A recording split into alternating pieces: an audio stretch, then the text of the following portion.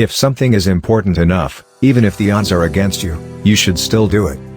Physics is a good framework for thinking. Boil things down to their fundamental truths and reason up from there. The first step is to establish that something is possible, then probability will occur. It's okay to have your eggs in one basket as long as you control what happens to that basket. Persistence is very important. You should not give up unless you are forced to give up. You want to have a future where you're expecting things to be better, not one where you're expecting things to be worse. It is a mistake to hire huge numbers of people to get a complicated job done. Numbers will never compensate for talent in getting the right answer. Two people who don't know something or know better than one will tend to slow down progress, and will make the task incredibly expensive. If you go back a few hundred years, what we take for granted today would seem like magic: being able to talk to people over long distances, to transmit images, flying, accessing vast amounts of data like an oracle. These are all things that would have been considered magic a few hundred years ago. My biggest mistake is probably weighing too much on someone's talent and not someone's personality. I think it matters whether someone has a good heart. When I was in college, I wanted to be involved in things that would change the world.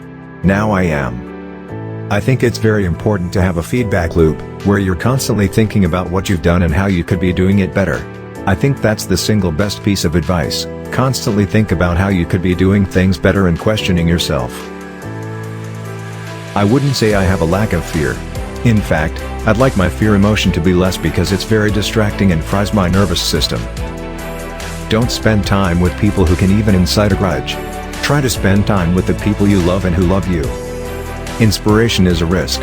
It means stepping out of the comfort zone where you've never been before.